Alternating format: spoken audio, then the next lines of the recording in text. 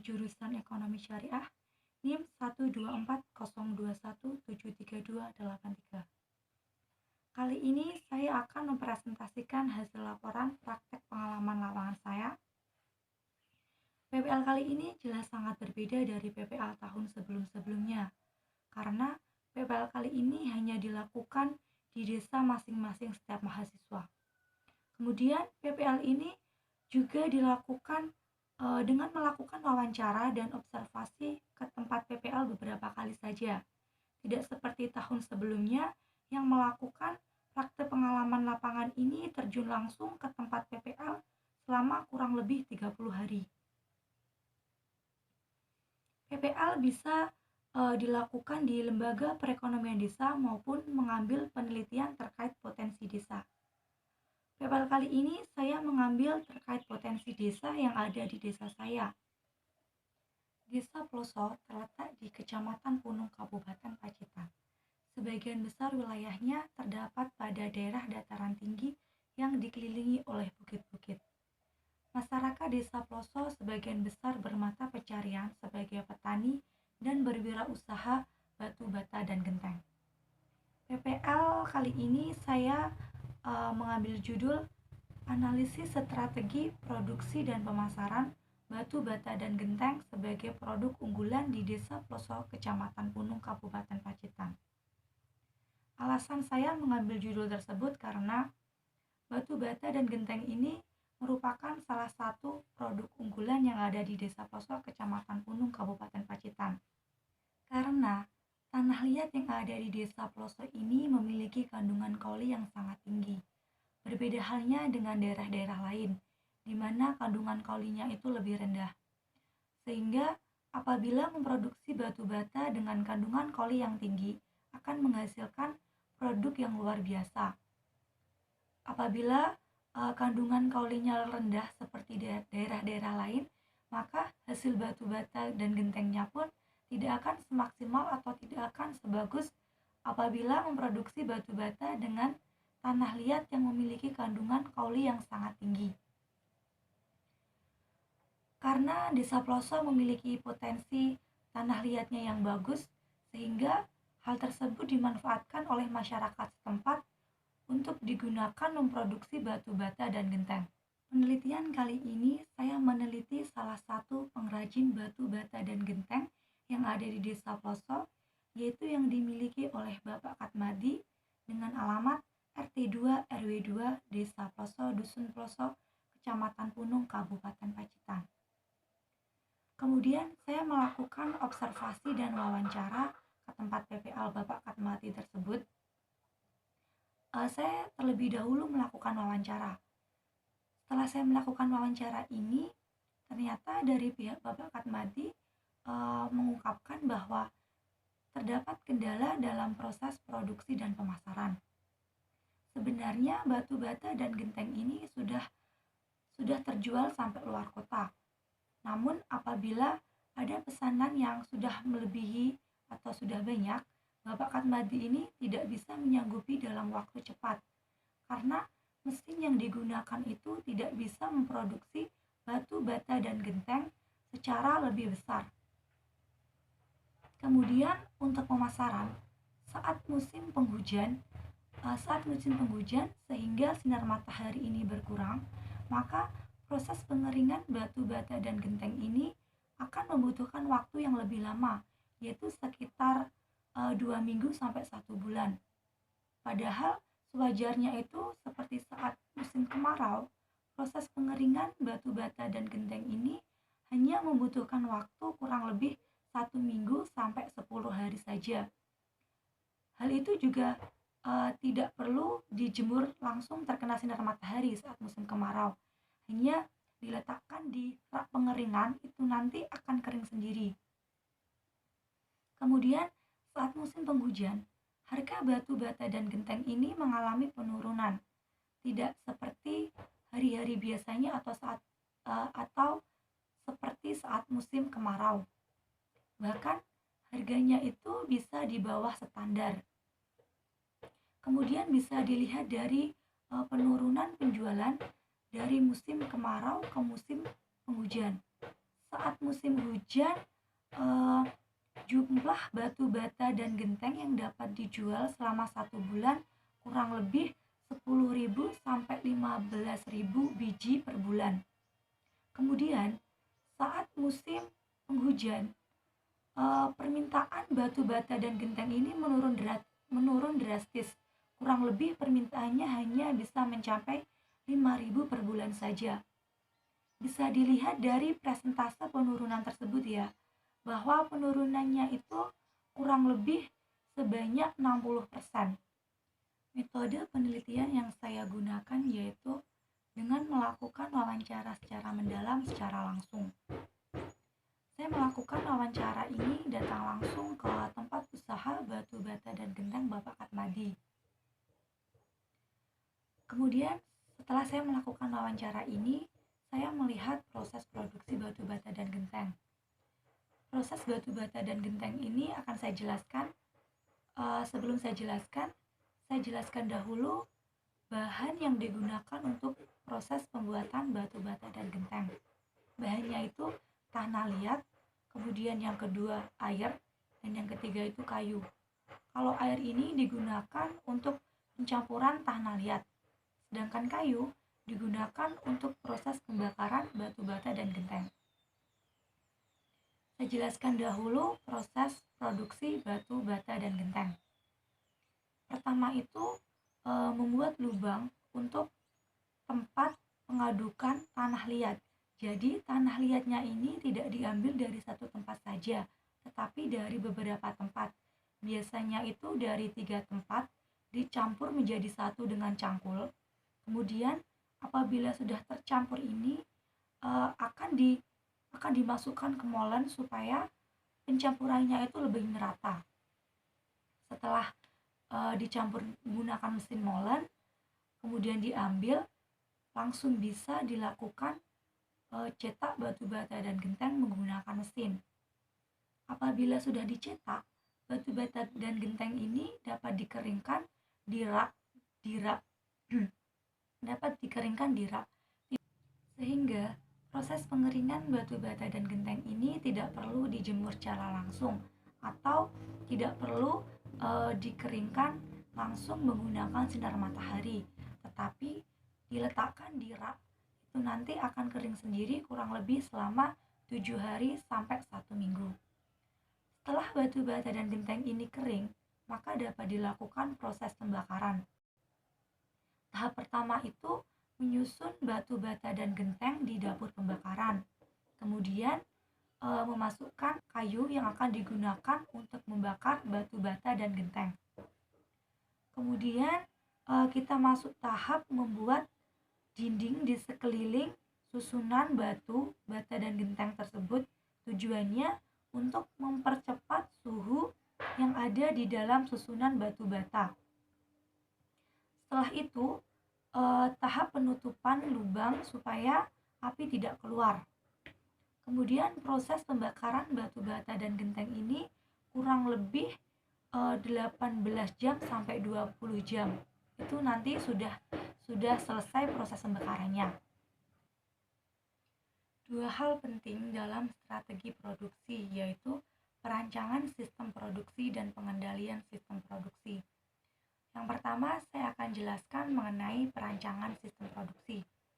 Perancangan sistem produksi itu pertama ada rancangan produk atau jasa. Jadi, rancangan produk itu dipelajari oleh bagian produksi untuk mengetahui berbagai aspek yang berkaitan dengan produksi atau proses produksi. Misalnya, apakah teknologi yang dimiliki saat ini itu mampu memproduksi produk yang diusulkan. Kemudian apabila tidak memungkinkan, apakah teknologi ini atau ada teknologi yang harus diganti sebagian atau seluruhnya. Yang kedua itu ada volume produksi. Misalnya itu seperti fasilitas produksi yang dimiliki mampu menghasilkan dalam jumlah yang lebih besar atau sudah sesuai atau belum. Kemudian berapa jumlah yang diproduksi agar tidak terjadi kelebihan maupun tidak terjadi kekurangan permintaan produksi. Yang ketiga itu ada proses produksi. Jadi ketika merancang sistem produksi, manajemen itu harus mempertimbangkan proses produksi yang paling efisien. Misalnya, apakah proses produksi ini memerlukan teknologi baru atau cukup dengan memodifikasi teknologi yang sudah ada. Yang keempat itu ada lokasi dan tata letak. Setelah proses produksi dipilih, langkah selanjutnya adalah merancang lokasi dan tata letak dari proses produksi. Misalnya seperti lokasi dan tata letak dari proses produksi ke tempat pengeringan produksi batu bata dan genteng supaya lebih efisien, seperti itu. Yang kelima itu rancangan pekerjaan. Tahap akhir dari perancangan sistem produksi adalah menentukan pembagian kerja, membuat standar kerja, dan sebagainya. Melalui perancangan pekerjaan ditetapkan cara yang terbaik untuk melaksanakan pekerjaan. Pada tahap ini juga ditentukan para sistem operasi. Yang kedua yaitu pengendalian sistem produksi. Pengendalian sistem produksi yang ada di Desa Ploso, Kecamatan Punung, Kabupaten Pacitan. Yang pertama itu ada pengendalian mutu dari produk batu bata dan genteng. Jadi, para pengrajin batu bata dan genteng ini harus tetap menjaga mutu supaya tetap terjamin. Untuk menjaga mutu tersebut ada beberapa hal yang harus diperhatikan. Yang pertama itu bahan baku. Bahan baku pembuatan batu bata dan genteng ini kan tanah liat. Jadi tanah liatnya ini harus memilih yang mempunyai kandungan kaoli yang sangat tinggi supaya nanti hasil dari produksinya pun juga bagus. Seperti yang ada di Desa Ploso ini, tanah liatnya itu memiliki kandungan kaoli yang sangat tinggi, sehingga masyarakat setempat itu mengambil tanah liat dari desa ini. Yang kedua itu penggunaan teknologi. Saat mencetak batu bata dan genteng ini sudah menggunakan mesin cetak atau teknologi. Sebelumnya itu proses pencetakan batu bata dan genteng ini masih manual, belum menggunakan mesin. Namun saat ini sudah menggunakan mesin cetak. Yang kedua itu usaha batu bata dan genteng ini sebenarnya sudah kelebihan permintaan. Namun untuk memenuhi dalam waktu yang cepat ini belum bisa. Karena mesin yang digunakan belum bisa memproduksi dalam jumlah yang besar. Untuk mengatasi hal tersebut, proses produksinya supaya lebih cepat itu dengan cara menambah karyawan. Biasanya Bapak Katmadi ini menambah karyawan kurang lebih 10 sampai 15 orang dan diadakan lembur bekerja supaya proses produksinya itu lebih cepat, sehingga untuk memenuhi permintaan dari customer itu juga bisa cepat diselesaikan. Yang ketiga itu manajemen persediaan. Berhasilnya tidak perusahaan menjual barang dalam banyak, hal itu tergantung dari adanya persediaan barang. Jadi persediaan yang cukup besar itu kan akan membutuhkan biaya yang besar juga. Oleh karena itu harus beroperasi secara efisien pada saat ada pesanan. Jadi saat ada pesanan itu batu bata dan genteng ini harus ada. Jadi memproduksinya itu dilebihi. Yang terakhir yaitu strategi pemasaran batu bata dan genteng di Desa Ploso, Kecamatan Punung, Kabupaten Pacitan. Yang pertama itu saat musim penghujan, proses pengeringan batu bata dan genteng ini kan memerlukan waktu yang lebih lama, sehingga supaya proses pemasarannya tidak terhambat itu memproduksi batu bata dan genteng lebih banyak pada saat musim kemarau. Jadi saat musim kemarau ini memproduksi batu bata dan genteng lebih banyak, kemudian dipasarkan saat musim penghujan. Jadi 6 bulan itu waktu untuk memproduksi batu bata dan genteng. dan 6 bulan itu saat untuk pemasaran batu bata dan genteng, yaitu saat musim penghujan. Jadi apabila saat musim penghujan pesanan banyak, itu tidak menghambat proses pemesanannya, seperti itu. Kemudian yang kedua itu ada segmentasi pasar. Segmentasi pasar adalah kegiatan membagi pasar yang bersifat heterogen. Ini dari suatu produk ke dalam satu satuan yang bersifat homogen. Yang ketiga itu ada targeting atau target sasaran. Setelah segmen pasar dievaluasi, langkah selanjutnya yaitu memilih segmen yang akan dijadikan target atau pasar sasaran. Target pemasaran batu bata dan genteng yang ada di Desa Ploso, Kecamatan Punung, Kabupaten Pacitan ini mulai dari masyarakat menengah ke atas, menengah dan menengah ke bawah. Biasanya untuk masyarakat yang menengah ke atas itu membeli genteng jenis mantili dengan harga per biji 2.500 dan jenis morando dengan harga per biji Rp3.000. Sedangkan untuk kalangan menengah ke bawah biasanya itu membeli jenis genteng luntung 1 dengan harga per biji Rp1.600 dan luntung 2 atau Garuda dengan harga per biji Rp1.700. Kemudian terdapat dua jenis wuwung, yaitu wuwung bulat dengan harga per biji Rp10.000 dan wuwung besar dengan harga per biji Rp13.000. Sedangkan untuk batu bata ini hanya ada satu jenis saja, yaitu dengan harga Rp550 per biji. Batu dan genteng ini untuk proses pemasarannya bisa diantar ke tempat pemesan, juga bisa diambil ke tempat produksi batu bata dan genteng Bapak Katmadi ini.